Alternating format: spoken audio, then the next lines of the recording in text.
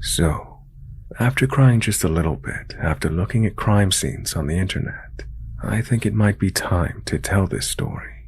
It's just one of those moments where I randomly start thinking about it in a more serious mood than usual.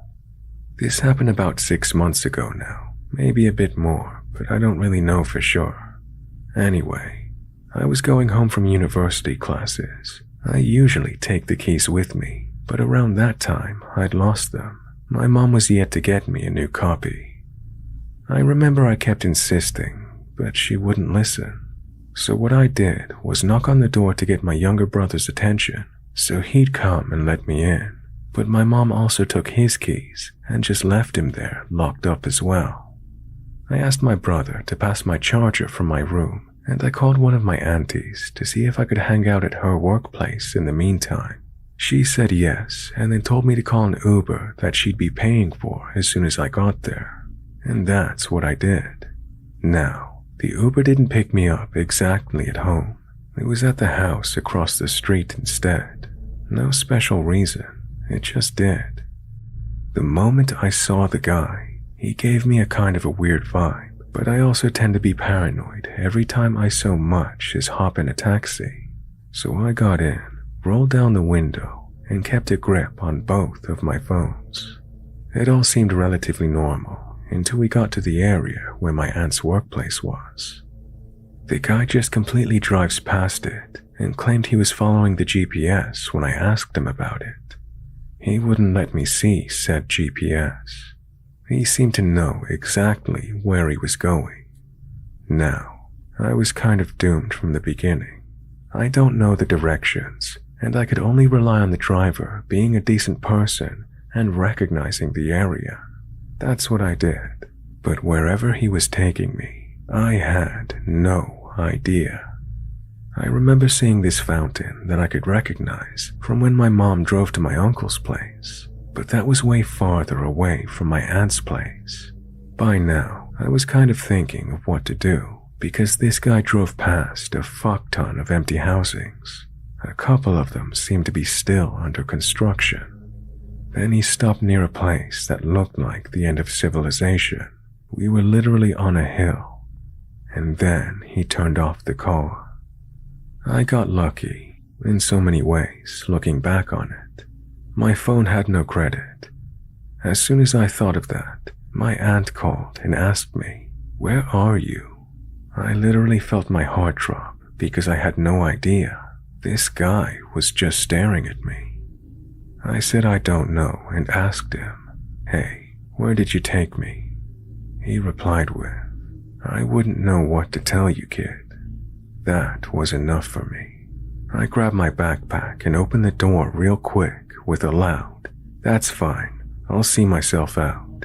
And I hauled ass like I hadn't in a very long time. I remember even being afraid of carrying my backpack on the back in case he'd chase me and pull on it. So I was holding it with my hand with my hoodie wrapped around my waist as I thought of where to hide. I thought of knocking on someone's door, but for some reason, that didn't seem safe to me at the moment. I remember my aunt telling me not to hang up because he was still following me in the car. Then I saw an empty barren surrounded by concrete walls and a strong bar gate, except there was enough space under the gate to crawl in. I literally threw the backpack and then crawled under. There was a huge electric control box, and I opened it to crouch inside and hide. My aunt was still on the phone. She, my other aunt, and my uncle were all on call with each other, putting credit on my phone and asking for my live location through WhatsApp, because I had no idea where I was. I was literally in the middle of nowhere. I waited there for up to 2 hours. This guy wouldn't leave. I even had to go pee outside the box and immediately ran back inside. There were even tiny spiders and old honeycombs, so I was also fighting both my arachnophobia and trypophobia. At some point, I'm guessing the guy left and my uncle got there in his truck. He didn't know where I was, so he kept honking and told me to tell him when I could hear if it was close. I finally did, and then go out. For a while, I thought maybe this had been a misunderstanding, that I just jumped out of some guy's car like a maniac without even paying him. But then when I got home, after staying at my aunt's pharmacy for a while, until my mom, who still didn't know much about what had happened, picked me up, I checked the Uber app, and not only did it say I already paid, but it also said I made it to my destination, so I ruled that out.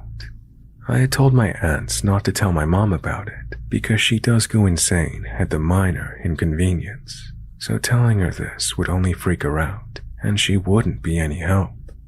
I only let her know when I called her to come get me, and on our way to get a copy of that key, because of course, something bad had to happen until she actually listened to me. And nowadays, she always puts credit on my phone. Anyway, so that's what went down. I had to Indiana Jones that shit twice, and to this day, my family brags about how I was able to keep myself perfectly composed and react quickly, which I'm still shocked about. I remember seeing broken glass and metal bars laying around and telling my aunt, if I'm going down, I'm taking him with me, in a joking manner, because her blood sugar levels were fucking her over. On our way home, my mom told me I wasn't in hysterics because I was in shock and that it would hit me the next day. It didn't. I kept going around as normal, but last week she brought it up again. She asked if I didn't think I was going to die. I said of course, but that I also knew freaking out would only either make me an easier target or just not help in any way. When I remember it, more than scared, I feel angry. I could have been one of the many girls who just disappear and are later found dead on a random hill or in a ditch. I can't say I suffer survivor's guilt, because in all honesty, I don't, but I can't help but think that could have been me. Whenever another kid or teenager is on the news as missing or found dead, it really could have gone terribly wrong. My parents believe this guy was a rookie who maybe felt sorry for me and let me go, because if he had wanted to, he could have hurt me with some sort of weapon or just try to kill me right then and there. I don't even know anymore. I sent his profile to all the girls I know so that if they ever get him as an Uber driver, they can cancel. Since then, I don't take Ubers anymore. Wherever this guy is right now, I don't want to be ever again.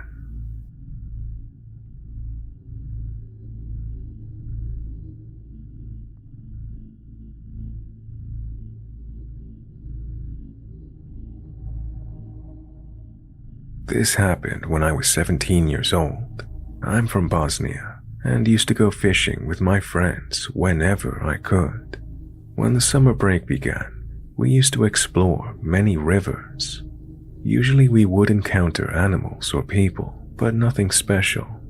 Keep in mind that the legal driving age in Bosnia is 18, so we would usually take a bus to a location or just walk to it. One night, me and my friends sat on a bus, and we went to a city not too far away. We arrived at the city, and before exiting the bus, an old creepy drunk guy said, "Are you boys going fishing?" To which I replied, "Yes, at the lake." He added, "Well, good luck then. I hope you catch some fish," followed with a really creepy laugh. Anyway, we arrived at the lake, which was very beautiful, and then we started fishing. At around 1:30, after we had some beers, we could hear arguing in the distance. One of my friends took a flashlight and pointed it in the distance, and as he went over a bush, somebody clearly crouched down. As there were many of us, we weren't really scared. Me and the friend with the flashlight went to investigate, while the others stayed near the campfire. Upon arriving at the bush, we spotted the same old drunk guy crawling in the grass. We asked him what he was doing, to which he replied that he was hunting. We didn't see any weapon on him whatsoever. I proceeded to ask him what he was hunting without a weapon. He got up and said, "Look, this is a coincidence. I'm gonna get going," while stumbling away.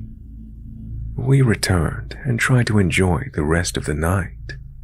At around 4 a.m., we hear somebody angrily shouting in the distance. We turn around and spot this buff guy in a black shirt, covered in tattoos. Behind him was the old guy. "What do you think you're doing on my property?" he said to us. "Sir, we were fishing and didn't know this property was yours."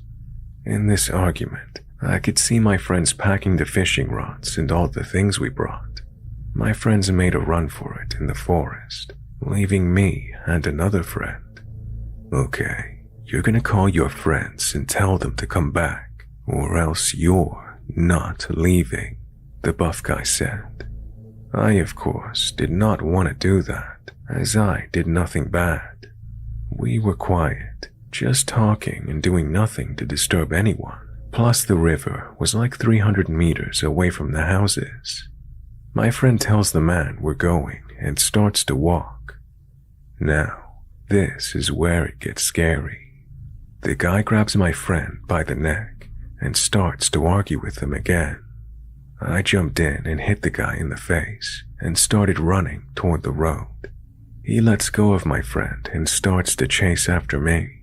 After running for about a minute, the guy gets tired. I end up exiting the trees and go onto the street. I wait on a bench for some time and see my friend coming. He sits next to me and tells me that when the guy started chasing me, the old guy jumped on him with a hunting knife. He thankfully missed my friend, and he ended up pushing the guy and running as well. We called the cops after that. A patrol came and we gave our statements. We called our other friends and ended up meeting up with them. The cops explained to us that the part where we had been was private property, but again, the fact that the guy grabbed my friend by the neck was not how he should have reacted. We ended up going home, and nowadays, we laugh at this story.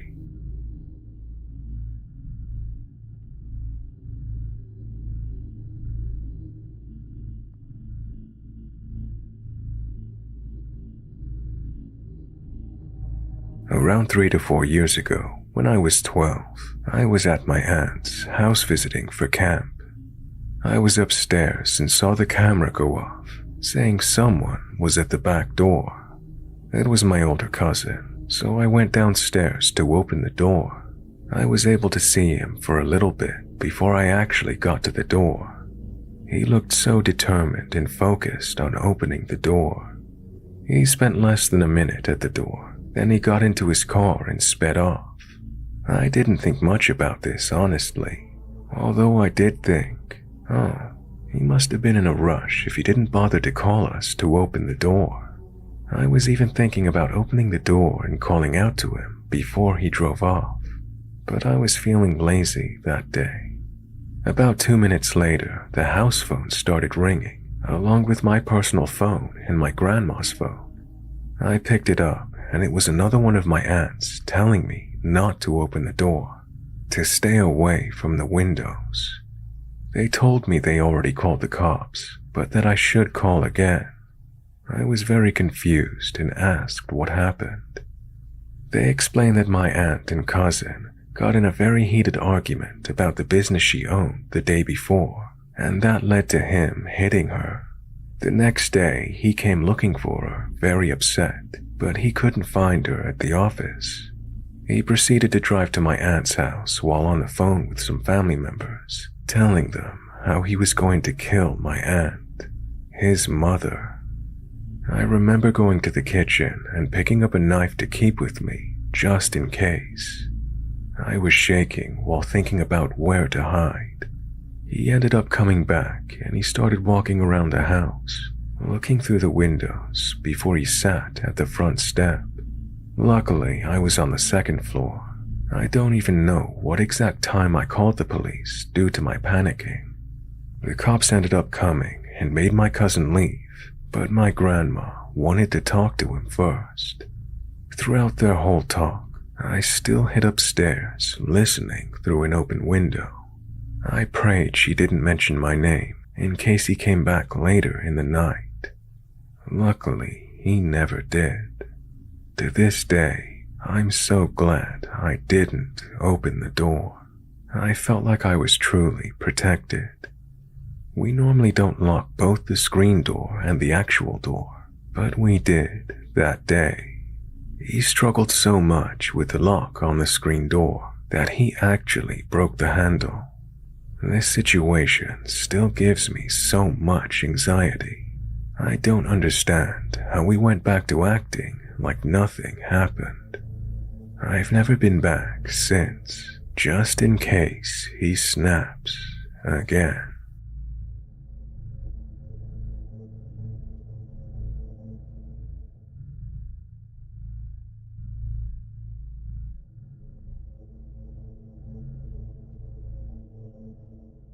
Back when I was 18, my mom had been doing work in the garden, so she was exhausted and went to bed early.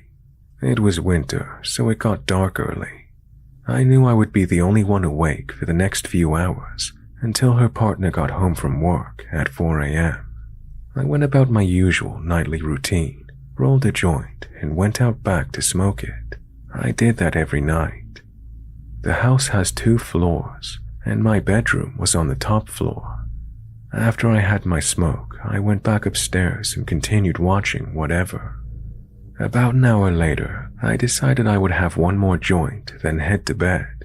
I finished rolling and got myself ready to head out into the cold. But just before I headed downstairs, something on my phone distracted me, and I sat back on the bed, concentrating on that.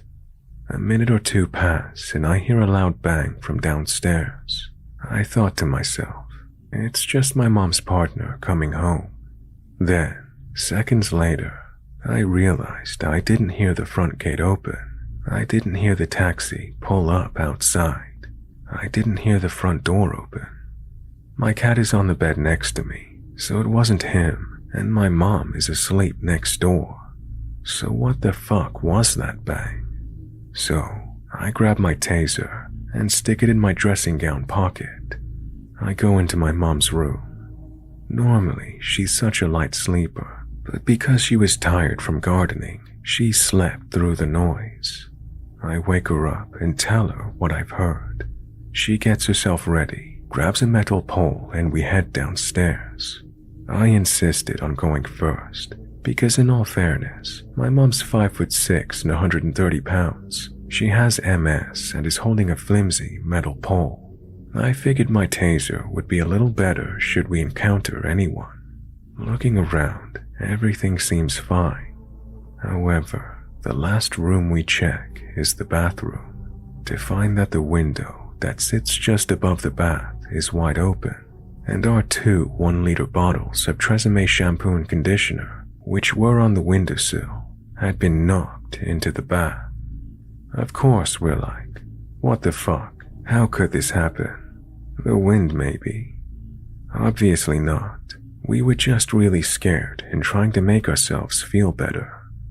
It's like 2:30 in the morning at this point, and my mom calls her partner to tell him someone has just tried to break in through the window, and blah blah blah, please come home. And his response, oh, it's probably just a fox or something. Close it and go back to bed. You're both just being paranoid. What? So we both come to the conclusion that he's no help. So we make sure everywhere is secure and call 101, which is the UK's non-emergency police, and we report it. 5 minutes after calling, 4 police cars and dogs all turn up. They look around and then come to the door and ask the obvious questions. After doing a walk around the house and the area, they come back again. They ask us if we usually keep our plastic gardening chairs under the bathroom window. No, we don't. The police advise us that a dodgy gang have been going around the area, trying doors and windows to try to break in and steal whatever. They must have taken the garden chairs to stand on to help them get in. The police also advised us that a house a few streets over had just been broken into. Everything was taken and the house was destroyed on the inside. I don't think they were ever caught. The thing that freaks me out the most is, had I not got distracted by my phone before going out the back to smoke, I would have been outside sitting on the same chairs in the pitch black, where the intruders would have come around and seen me, and God knows what would have happened then.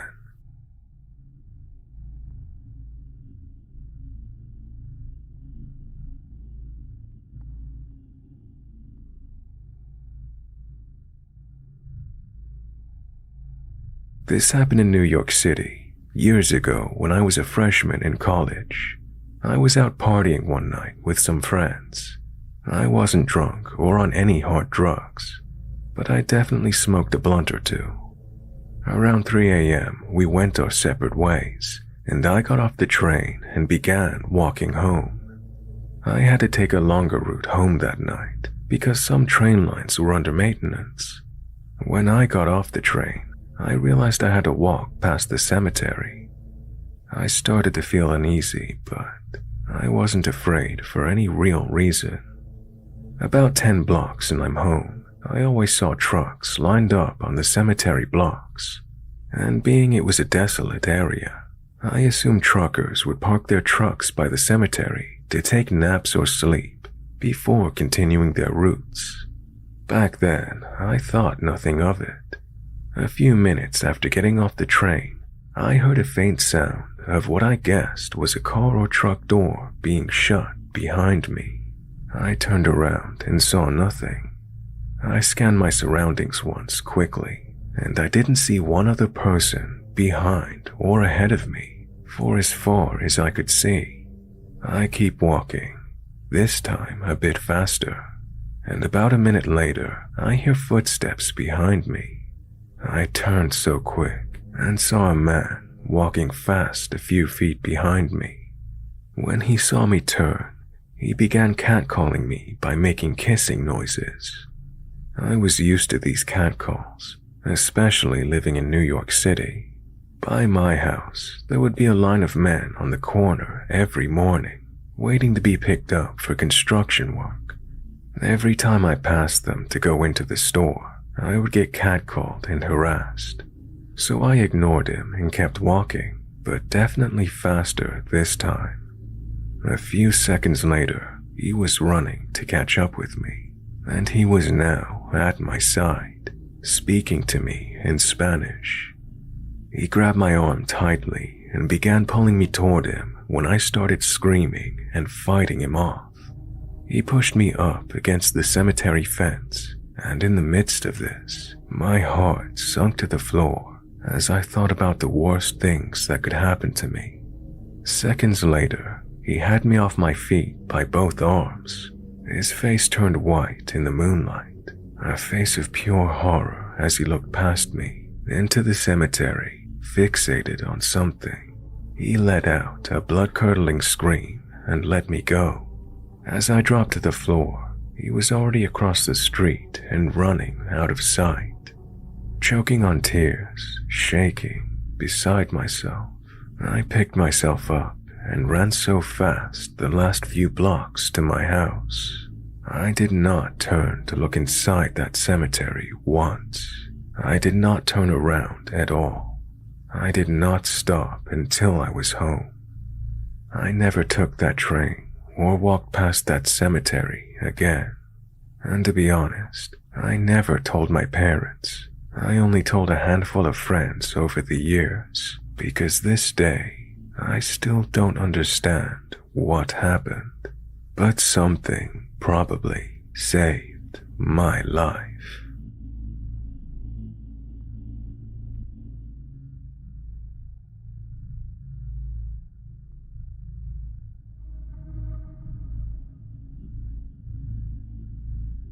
I never really sat down and written all this out before.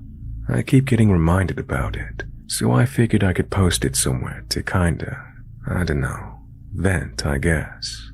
So first of all, the woman I call Nana in this story isn't actually related to me, but for most of my life, she and her husband were like grandparents to me. I grew up poor, and they lived in a nice house, so going to their house was like a really cool vacation. Well, when I was 12, Nana's husband died from lung cancer. It was rough on me since his funeral was held on my 12th birthday, but it was obviously rougher on Nana. She changed after that. She started acting like you'd expect someone to act if they were going through a midlife crisis. She bought a stripper pole, got a back tattoo, and things like that, even though she'd been pretty conservative before. And then she, out of nowhere, started dating and married another man, really fast. His name was T. At first, T didn't seem too bad. He was kind of weird, but I just thought it was because he was the new guy, as it were. Now T, you need to know, was probably in his late 50s to early 60s. I was only 15 or 16 when I met him. The first red flag came after T offered to take me for a ride on his motorcycle. I thought riding on a motorcycle would be cool, since I'd never done it before, and he was Nana's husband. What did I have to worry about? So we're on the motorcycle and he's driving me around. Everything's fine, and then he tells me I need to scoot closer and hold on tight or I'm gonna fall off. Obviously I listened to him, and that was the first time he touched my leg. It was just a pat on my shin. I didn't think anything of it, but then he did it again, and again, and again. At that point I was getting a bit uncomfortable, so I pulled away from him a bit. He tells me I need to hold on, and when I hesitate, he, no joke, tells me, "I'm not trying to feel your chest on my back. I just don't want you to fall off." That should have been the moment where I told everyone he was a creep, including Nana, but I let it go like an idiot. Cut to a little while later, and T has continued to make me uncomfortable damn near every time I visit. But I still haven't told anyone anything. I wake up one morning and go to the kitchen to make some cereal. I'm wearing nothing but a long nightgown and panties. No bra or anything because I literally just woke up. Well, T comes into the kitchen and sees me standing at the counter. He walks up behind me, wraps both of his arms around my waist, and pulls me against him.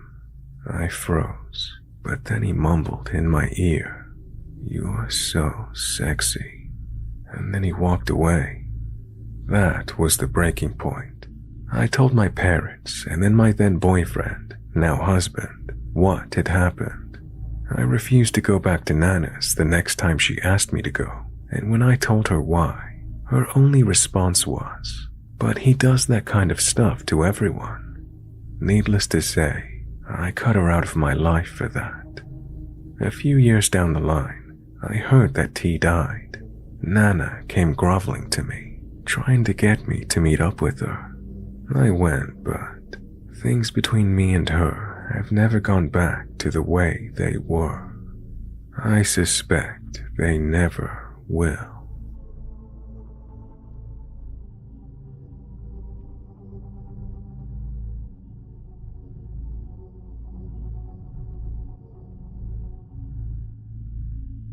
This encounter took place a few blocks from my house at around 1 a.m. about a year ago.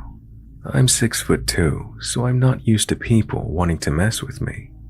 My puppy was full of energy, so I was going to take him for a walk to try to tire him out a bit, while my girlfriend drives to the gas station to get a snack or something. A few blocks from our place, I see our car stop at the street corner. I can't see anything in the car, but I just assumed she saw our pup and wanted to say hi and check on us. So, as I get closer, the passenger rolls down the window, and thinking it's my girlfriend, I approach the car.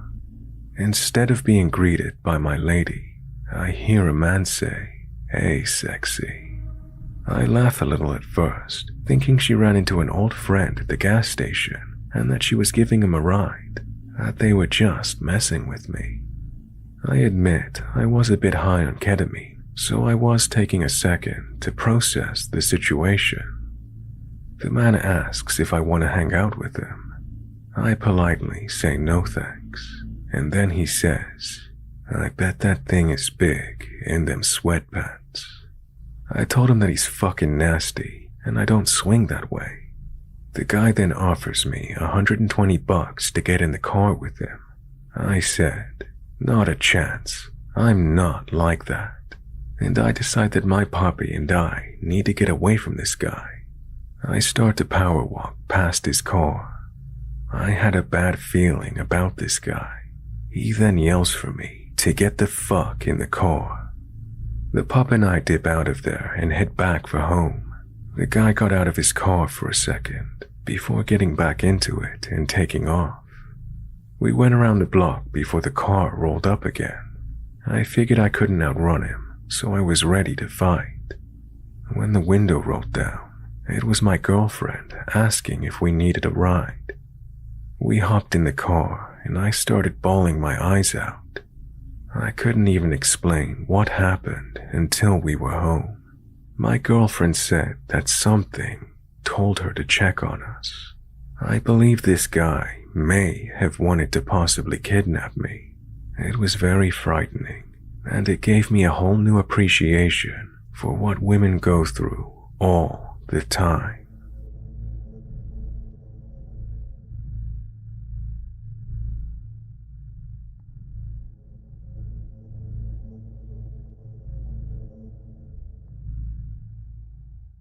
I'm a 31-year-old woman, and I had a very uncomfortable experience working the other night.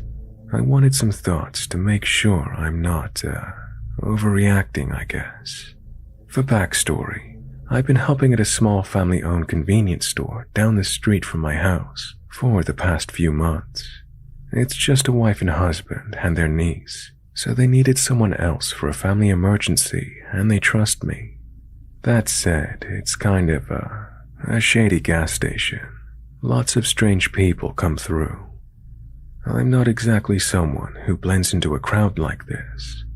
Anyway, this guy came in earlier and I heard him say, "Wow," when he saw me, and then he started complimenting my hair. I was like, thanks, and I told him his total. It's not an abnormal interaction, but it's just the way he looked at me that threw red flags all over the situation. After I gave him his total, he claimed he left his card in the car and was going back to look for it. I said it was no problem. I helped the other couple people in the store. A minute after those two left, he came back in. This time, he was holding his phone oddly to his chest, and then he started asking me where he was. I said, "Well, I think it'd be easier to tell you where you're going if you turned around." I told him the road, and he told me where, which was the very next town over. I just gave him basic directions back to the town he was going toward.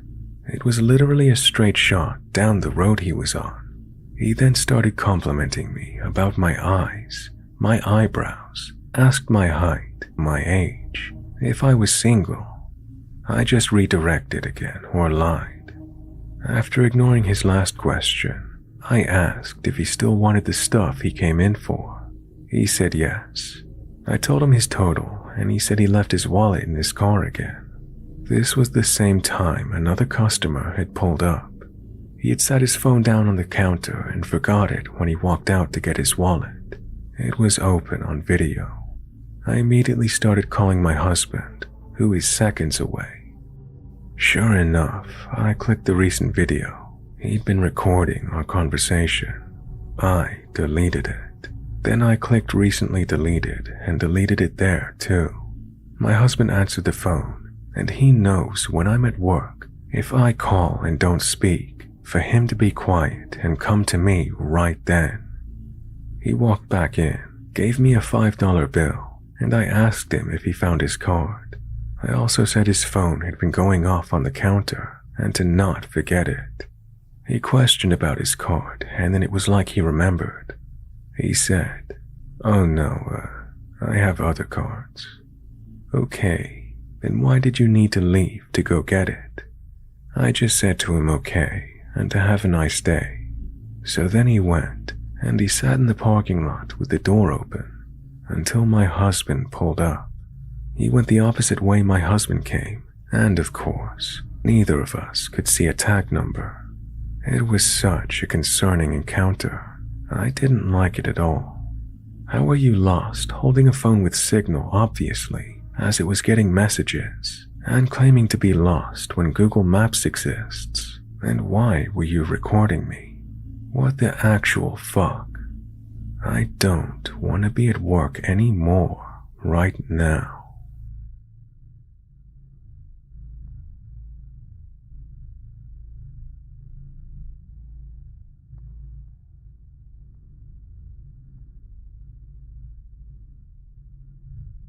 This happened about 14 years ago, but I remember it vividly. I was waiting at the Orlando airport for my mom to fly in for vacation to see me, my daughter, and my then fiancé. Her plane had been delayed due to the weather, and it was getting later and later. Finally, the airport was almost empty, and it was almost midnight. I needed to use the restroom and told my fiancé to hang on to my daughter's stroller as he was falling asleep. I was not tired. I was excited to see my mom, and I had drank a few coffees. So I went into the women's room, and every stall door was open. I chose a random one and used it. All the while, it was completely silent in there. I left the stall and was washing my hands. The bathroom had that mirror that went all across the wall, and I saw nothing. While washing my hands, I got a really weird feeling. I'd been looking down at my hands the whole time, and once I looked up, there was a scary-looking woman standing right behind me, almost touching me, leaning forward. We made eye contact in the mirror, and she said, "Jesus loves you. Do you know that?" in an extremely freaky way. I was freaked out and just nodded while staring at her in the mirror. She then walked away, and I couldn't see if she left the bathroom or not due to the design of the exit. I was shaking over the exchange because the tone she used, it was almost like saying, "Jesus saved me from her doing something awful to me." I never heard her come in, and I'm a pretty paranoid person, so I do pay attention to listening for people and things. Plus, those bathrooms echo so much, I would have heard the footsteps. I also never saw her hands, so I don't know if she had a weapon. I timidly left the bathroom, and my fiancé was standing near the bathroom, holding my daughter. I asked him if he saw the lady, and he had no idea what I was talking about. I looked around the area, and it was empty. It was just us there. But to the lady with crazy dark and gray hair that was wild around your face, dark eyes, and oversized sweater, your face haunts me.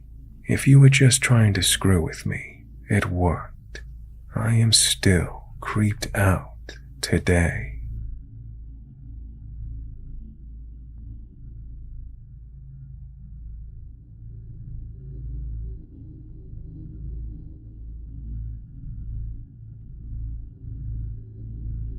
This happened to me about 15 to 16 years ago, when I was displaced in Las Vegas after Hurricane Katrina occurred. I was 9 years old at the time, and I lived in this cul-de-sac of townhomes. Without sharing all the details, this was the first time I ever had a friend who lived in my neighborhood. So he and I would often hang out from the early mornings to about 11 p.m. or so. One night while we were outside hanging out, there was this ice cream truck that was passing around. It hadn't turned on the typical music you hear when a truck's approaching, but when I got near, it began to light up and play the music. My friend and I, who was about the same age as me, approached the truck to see what it had to offer. I decided I didn't want any ice cream, likely because I didn't have any money to buy any. But my friend wanted some. He explained what he wanted to the guy, when the guy suggested he get into the truck and pick out which flavor, and the guy would give him the ice cream for free.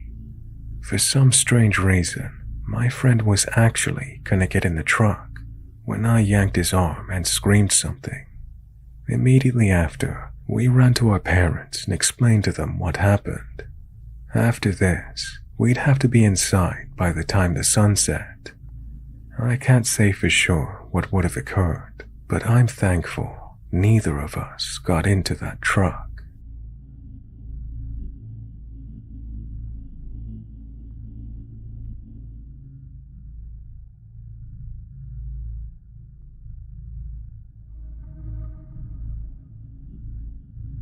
For the last 2 semesters, I've ordered Uber Eats a lot, especially towards the end of the day.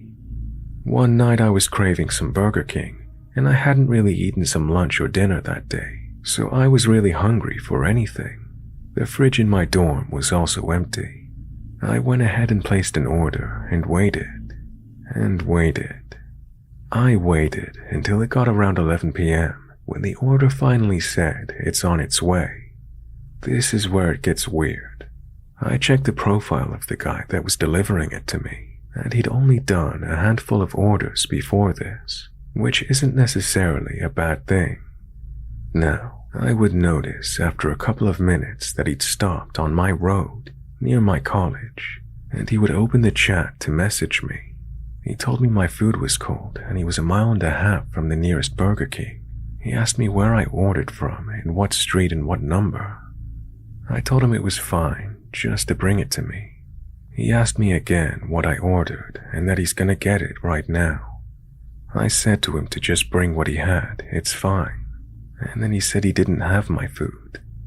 I questioned him, picking up on the fact that he said my food was cold. He said he got out of the car and it fell out and he stepped all over it, that it was on him and he was gonna replace it. I said fine. It should say my order in the details. He asked again what I would like. I repeated, it should say in my order summary. Now I know this is weird, but I didn't care at the time. I was so hungry and I just wanted to eat, even if it was cold.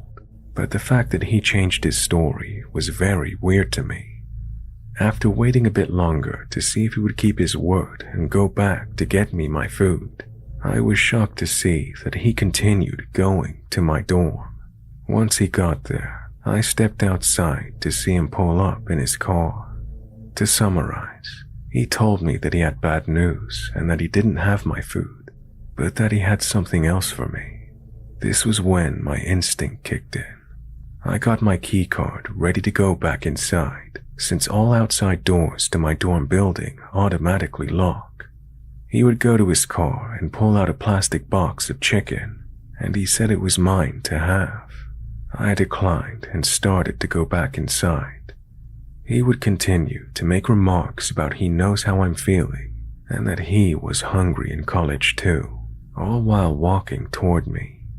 I was having none of it. I told him I would be canceling the order and getting my money back. Ever since then, I've never ordered Uber Eats late at night. I can only imagine what his true intentions were. One thing that confused me about this is what actually happened to my order. At first he said he was on his way to get it, despite Uber Eats saying he already had the order and was on his way. After a little while, he then changed it to the order being cold, that he was going to go out and get it again for me. Finally, he would say that he dropped it. Now, I think what really happened is that he ate the order, which could have led to malicious intentions with his box of chicken.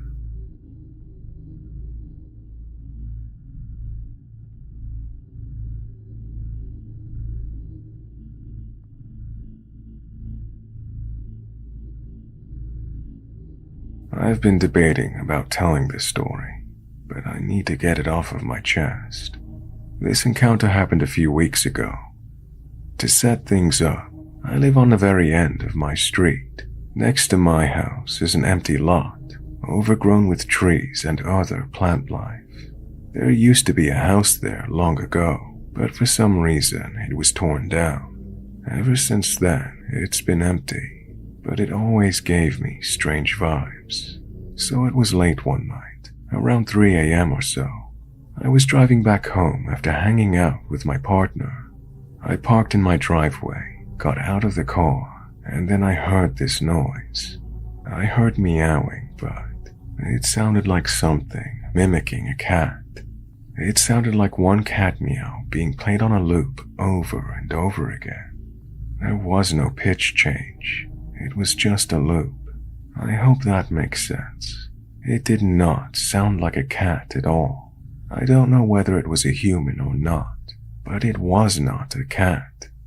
Suddenly, I got this weird urge to go towards the noise, even though my body was sending alarms to get the hell out of there. I took a few steps, then suddenly shook myself out of the trance I was in. I felt so much fear and anxiety, and made a run for my front door. If there's one thing about me, it's that I'm super paranoid and would never go towards a strange noise. I don't know what got into me. I don't know what that thing was. I live smack dab in the middle of Texas. I don't know whether it was some creepy cryptid or a bird. Whatever it was, it scared the living hell out of me.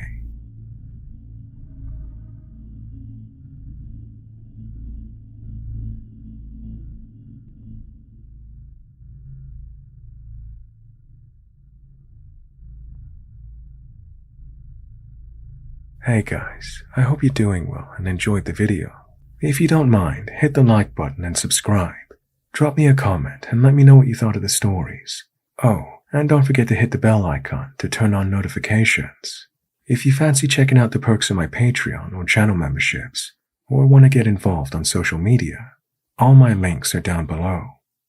I want to give a shout out to my patrons and channel members for supporting the channel, so a huge thanks to Patricia, Krista, Amber, Mr. Backwoods, Sarah C., Brenda, Sharon and Ashley, Absinthe Alice, Art and Gaming, Sarah P., Pretty Girl 215, Christy, Crafty Kel, Kay, Something Edgy, Borderline Betty, Spider's Web, Ooh La La Andrea, Lady Drackard, Sue, Monique, Sean Gorman, Casey, Linda, Austin, Tegan, Chris and Donna, Lil Smart, Jennifer, Gabrielle, Misanthropia, Ryan, Rudy, Christina De La Rosa, Noosh, Fire 05, Jody,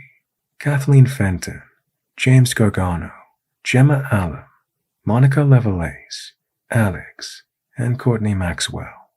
Thank you very much for watching, guys. I hope you enjoyed it. I'll see you all on the next one.